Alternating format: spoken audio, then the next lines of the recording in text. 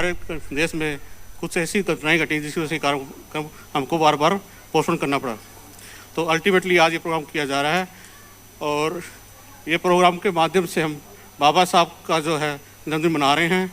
इस जन्मदिन में हमारे जो आज के मुख्य अतिथि हैं श्री अश्विनी कुमार जी, जो CLO है, chief liaison officer all India SC/ST employ welfare association और गवर्नमेंट ऑफ इंडिया की तरफ से अपॉइंटेड हैं। उसके बाद हमारे जो विशिष्ट अतिथि हैं, guest of honour Shri Sureshan ji, CGM programming, और साथ ही वो जो हेड डिजिटल एक्सप्रेशन स्पेस हैं।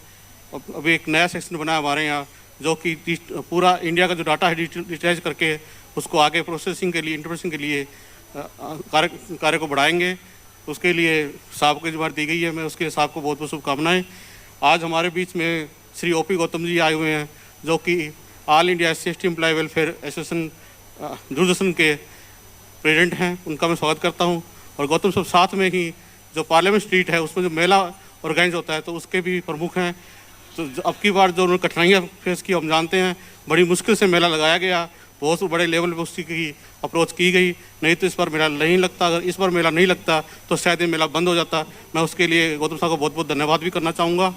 तो मैं अब आपका ज़्यादा समय न लेते हुए इस कार्यक्रम को आगे बढ़ाते हुए श्याम सुंदर जी से यही प्रार्थना करूँगा कि श्याम जी आइए और इस कार्यक्रम को आगे बढ़ाइए और साथ में सांस्कृतिक संध्या जो है उसका अपने दर्शकों को। श्याम सुंदर जी, धन्यवाद। ऑल इंडिया एसोसिएशन के दिल्ली ब्रांच के office bearers, specially Dayanand ji, कि उन्होंने मुझे ये अवसर दिया कि मैं ये इतना शानदार फंक्शन जो है वो अटेंड कर सकूं। मैं ज़्यादा टाइम नहीं लूँगा क्योंकि बच्चे म्यूज़िक सुनना चाहते हैं और जो भाषण देते हैं वो बीच में मैं कांटा नहीं बनना चाहता। मैं सिर्फ 2-3 बातें कहना चाहूँगा। पहली बात तो जो ऑर्केस्ट्रा पार्टी थे उनके जो संचालक थे या जो वो कर रहे थे, जब वो बुंद वंदना होती है तो पहले से अनाउंस कर दीजिए ताकि सब लोग खड़े होकर हाथ जोड़ के बुद्धा को बुंद वंदना करें। ये मेरा थोड़ा सा रिक्वेस्ट है उनसे, राइट। एंड सेकेंडली, बाबा साहब तो कोई बन नहीं सकता। बाबा साहब ही थे और वो बाबा साहब ही रहेंगे। हम लोग उनके फॉलोवर हो सकते हैं। और बाबा साहब के बारे में बहुत सारी, जितने मेरे से पहले आए वक्ता उन्होंने कहा, मैं वो सब नहीं बोलूँगा। मैं सिर्फ इतना कहूँगा कि बाबा साहब सिर्फ दलितों के नेता नहीं थे, महिलाओं के नेता, महिलाओं का उत्थान के लिए उन्होंने काम किया। मैं उनकी भी बात नहीं कर रहा हूँ। बाबा साहब जो थे वर्ल्ड रिनाउंड लीडर थे। वो एक अच्छे पॉलिटिशियन, एक इकोनॉमिस्ट, सोशल वर्कर, थिंकर, ये सब क्वालिटीज़ उनमें थी और उन्होंने वो सीखा था अपनी एजुकेशन से। बाबा साहब के हम नारे की बात करते हैं, शिक्षित बनो, संगठित रहो, संघर्ष करो। बाबा साहब की वजह से हम लोग शिक्षित तो हो गए पर शायद संगठित होने में कमी रह गई। क्योंकि अगर हम लोग सब संगठित हो जाएं तो जहाँ पे बाबा साहब हम लोगों को छोड़ के गए वहाँ से हम समाज को और आगे ले जाने के लिए प्रयास करते। तो हम शिक्षित हो गए, अपने लिए करते हैं, बट अगर हम संगठित हो जाएंगे तो समाज के लिए भी काम करेंगे। और जब समाज के लिए काम करेंगे तो बाबा साहब का जो मिशन है वो उस मिशन को हम थोड़ा सा आगे ले जाने की कोशिश हम कर सकते हैं। क्योंकि बाबा साहब ने कहा था कि अगर मेरे इस मिशन को आप आगे नहीं बढ़ा सकते तो कम से कम उस मिशन को पीछे मत ले जाना। मैं हर एक परिवार से उनके रिक्वेस्ट करता हूं कि अपने बच्चों को बाबा साहब का लिटरेचर पढ़ाएं, बताएं। वो किताबें पढ़ेंगे तब उनको पता लगेगा कि बाबा साहब क्या चीज़ थे। मैं बोल के चला जाऊंगा, मेरे से पहले वक्ता आए वो बोल के चले गए, ऑर्केस्ट्रा पार्टी में बाबा साहब का गुणगान होगा, सब चीज़ें हैं, वो एक दिन का होगा। बट अगर बच्चों को पेरेंट्स बुक्स देंगे बाबा साहब का लिटरेचर, बाबा साहब ने इतना कुछ लिखा है, मोर देन 50,000 बुक्स का जो है उनके पास एक संग्रह होता था। सब एक इंडिविजुअल लाइब्रेरी जो है वो बाबा साहब की लाइब्रेरी से बड़ी किसी की इंडिविजुअल लाइब्रेरी नहीं थी। तो बुक्स पढ़ना, जब उनके बुक्स को पढ़ेंगे तब उनको पता लगेगा हम लोगों को कि उन्होंने कितना स्ट्रगल किया और किस हिसाब से अपनी एजुकेशन, उनके पास सिर्फ एजुकेशन ही थी और कुछ नहीं था। कॉन्स्टिट्यूशन बना, कॉन्स्टिट्यूशन में लोकसभा के अंदर उसको जस्टिफाई करने के लिए जितने भी पार्लियामेंटेरियंस थे उनके क्वेश्चंस के रिप्लाई दिए और उन्होंने हर एक आर्टिकल, हर एक क्लॉज को जो है उन्होंने जस्टिफाई किया।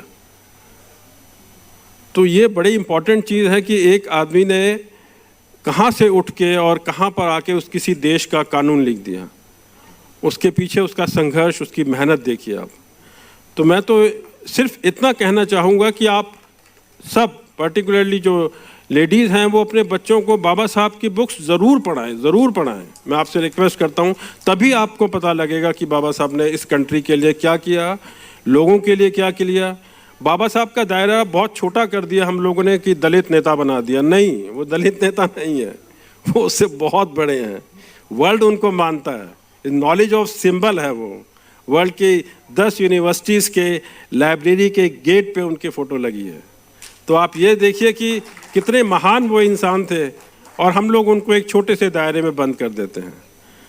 तो मेरा आपसे फिर दोबारा से रिक्वेस्ट है, आप बुक्स पढ़िए, घर में एक लाइब्रेरी बनाइए, हर तरह की बुक्स पढ़िए, बाबा साहब का भी लिटरेचर पढ़िए और भी पढ़िए। क्योंकि बाबा साहब ने सिर्फ जो है कास्टिज़म को लेकर ही बुक्स नहीं पढ़ी, उन्होंने हर एक धर्म की बुक्स पढ़ी। आज हम पहले बोलते हैं जय भीम नमो बुद्धाय, क्यों बोलते हैं? क्योंकि यहाँ से बुद्ध धर्म ख़त्म हो गया था। जब बाबा साहब ने बुद्ध धर्म अडॉप्ट किया, उस वक्त ये बुद्ध धर्म वापस आया और जितना भी बुद्धिस्ट लिटरेचर है वो बाबा साहब ने वर्ल्ड में कलेक्ट करके इंडिया में आज जो भी है because of doctor B.R. Ambedkar only. तो मेरा आपसे यही रिक्वेस्ट है कि बुक्स जो है वो बहुत ज़रूरी हैं, वो उनको आप पढ़ाइए। इन्हीं शब्दों के साथ मैं अपने शब्द को विराम देता हूँ। जय भीम नमो बुद्धाय। और अब आपको एंटरटेन करने के लिए पार्टी है, बट मैं ये चाहूँगा कि इस तरह की गैदरिंग, दयानंद जी, मैं चाहूँगा कि अगर इस तरह की गैदरिंग हम मंथली या करें और जितने भी लोग हैं बैठ के डिस्कशन करें, एक थिंक टैंक हम लोग बनाएं जो डिस्कशन करके और जो हम लोग समाज के लिए कुछ कर सकते हैं उस पर हम लोग विचार करें तो बहुत अच्छा रहेगा।